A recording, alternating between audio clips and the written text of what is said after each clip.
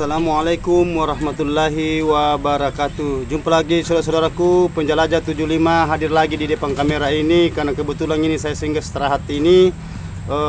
Saya ini baru-baru perjalanan menempuh perjalanan jarak jauh ya. Jadi okelah saudara-saudaraku, sekarang saya ini ada pertanyaan lagi di bawah kolom komentar ini. Jadi saudara yang pertanyaannya itu katanya itu gimana caranya supaya sarang itu bisa bertahan mahal ya. Nah, bertahan mahal maksudnya itu pertanyaannya itu bertahan mahal bagaimana saudaraku. Jadi oke lah, saya ungkit ini masalah sarang yang supaya harganya mahal ya. Jadi sebelumnya saya lanjut lebih jauh melebar ini, saya punya konten tutorial ini saudaraku, tolong ditonton sampai full ya, sampai habis supaya ada bisa kita petik di dalamnya namun sedikit, mudahan bermanfaat buat saudaraku dimanapun anda berada. Jadi begini saudaraku ya, itu yang sarang kalau kita mau bertahan mahal tergantung dari kualitas dan komposisi ya. Kualitas dan komposisi, yang mana yang dimaksud kualitasnya itu biasa sarang itu kalau putih, apakah dia putih atau bulu atau warna atau plek atau kronis ya. Nah, itu putih beras, itu yang kualitas sarang ya, bertingkat-tingkat. Kalau komposisi itu bahasa komposisi itu berarti perbandingan antara berapa persen ke sarang yang persen yang lain ya, baru nanti kita kalikan itu komposisinya berapa ya. Maksud umpamanya 20%, 20%, 35%, 35%, berarti 100% semua ya per 1 kilonya. Jadi okelah saudaraku, saya ini kupas masalah harga supaya sarang itu bisa bertahan mahal. Saya membahas ini masalah, okelah saya angkat dulu ini masalah harga sarang mangkok plontos ya. Harga sarang mangkok plontos di lapangan itu kalau kita mau mahal, itu sampai 10 juta ke atas ya. Ya istilahnya yang jelasnya keplontos. Itu cara kita merawat bangunan di dalam ruangan RBW ya. Cara merawat bangunan di dalam ruangan RBW agar supaya sarang itu bisa mumpuni ya. Nah, bisa bagus. Nah, itu caranya, itu langkah-langkahnya supaya itu sarang bisa bagus jadinya. Nah, terutama itu yang saya maksud, itu selalu saya ungkip, selalu saya utarakan kelembabannya ya, kelembaban, suhu, jangan selalu diganggu ya. Jadi tolong saudaraku ya disimak betul-betul ini videonya supaya ada ilmu kita petik di dalam ya, supaya bisa betul-betul kita paham sama teman-teman yang lain. Jadi tolong saudaraku ya, tolong saudaraku diperhatikan. Itu ruangan RBW-nya jangan dianggap remeh, karena kapan ruangan RBW-nya salah-salah berarti sarang itu di dalam tidak bagus jadinya. Nah, dia itu sarang itu biasa agak berwarna, apakah dia biasa menimbulkan banyak plek karena apa dia itu sarang biasa berlubang-lubang, biasa ada kecoa itu predator. Kalau tidak bagus cara perawatan bagian dalam, jarang disemprot. Karena itu biasa kotoran-kotoran walet itu banyak menimbulkan kecoa ya. Kecoa itu ya, itu yang bahaya itu kecoa. Karena itu kecoa itu memakan sarang walek ya, memakan sarang burung walek. Salah sedikit itu anaknya digorogoti, salah sedikit anaknya itu dimakan juga ya. Nah, itu anaknya, sarangnya ya. Jadi kita itu betul-betul harus betul-betul merawat ruangan di dalam RBW ya, di dalam ruangan RBW maksud saya ya saudaraku ya. Jadi tolong betul-betul diperhatikan itu bagian dalam RBW-nya supaya sarangnya itu bisa mumpuni ya. Nah itu saudaraku ya. Jadi itu yang pertanyaan yang saya kupas sekarang ini, itulah sarang gimana caranya supaya di dalam ruangan RBW itu bagus kualitas sarang, terutama sarang mangkok plontos. Nah itu sarang sudutnya namun sudut tapi bagus, putih bersih, nah, gitu, bebas plek, bebas warna. Nah itu atur kelembabannya ya, atur kelembabannya, jangan terlalu dingin sekali, jangan juga terlalu panas, itu suhu. Nah kalau itu tidak bagus kelembabannya, itu biasa itu sarang biasa itu berubah warna, apalagi kalau kotor bagian dalam.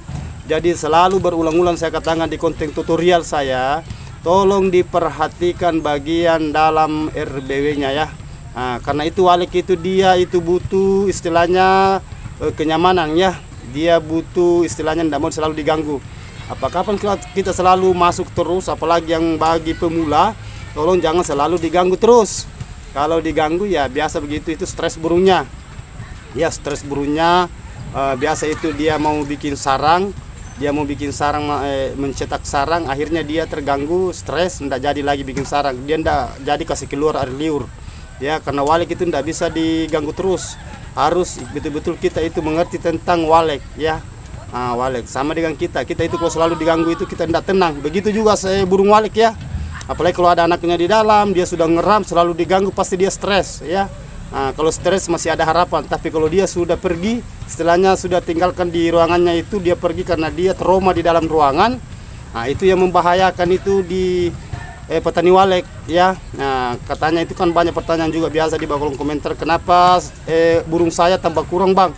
Di lokasi juga biasa kalau saya beli sarang, banyak pertanyaan, kenapa saya itu, Bang, itu anaknya itu sudah banyak lahir, tapi kenapa dia tidak nambah-nambah, populasinya tidak nambah, maksudnya dia begitu pertanyaannya sama saya. Jadi saya bilang, gimana caranya mau nambah populasi kalau belum saatnya kita buka sarangnya, kita sudah buka, ya. Telurnya itu masih mau ditempati bertelur itu sudah kita buka, jadi itu anak yang sudah jadi nanti akhirnya stres juga. Nah, akhirnya jatuh itu berarti dia tidak bisa naik karena dia masih kecil, dia belum punya sayap, jadi dia mati. Itu saudaraku, jadi cara untuk memperhatikan bangunan RBW, merawat RBW-nya, memperhatikan suara dalamnya, suara luarnya, kelembaban, suhunya, kebersihan, dan jangan selalu diganggu. Insya Allah teman-temanku pasti akan berhasil dan sarang bagus, ya. Yang penting kita betul-betul itu memperhatikan per detail itu bagian dalam ruangan RBW, karena itu ruangan RBW kapan salah-salah berarti nanti hasil sarangnya juga tidak bagus, ya. Coba umpamanya jangan kita selalu ganggu. Sudah dipenuhi kemauannya walek, ya. Yang kebutuhannya walek apa itu, ya? Dia butuh kedinginan, lembab, ya. Dia butuh suhunya bagus, suhunya tidak panas, ya. Dia butuh suaranya juga bagus, mumpuni suaranya, suara inapnya, suara panggil, suara inap. Istilahnya suara luar, suara dalam, ya. Dan dibersihkan bagian dalamnya. Kalau banyak kecoa itu predator, semacam banyak kecoa, banyak semut, makanya kita semprot pakai racunnya itu racun kecoa, racun predator, supaya aman itu bagian dalam. Jadi insya Allah saudara, ya, dan jangan selalu diganggu, ya, apalagi bagi walek yang pemula. Jangan dipaksakan sarangnya selalu dipanen cepat, baru satu jari malang itu, baru satu jari setengah sudah dibuka, ya. Itu kendalanya banyak, dibuka stres burungnya. Kita ambil juga baru berapa itu, baru murah juga harganya, karena dia masuknya di bagus kalau masuk di patahan, ya. Pokoknya dia masuk di kakian, wah lebih parah lagi saudaraku, ya. Jadi tolong diperhatikan, tolong disimak betul-betul ini pembahasan saya melalui tutorial saya, supaya kita bisa paham, bisa kita petik. Oh kalau begini jangan cepat dibuka, katanya penjelajah 75, ya. Itu saudaraku, ya, pesan saya, ya.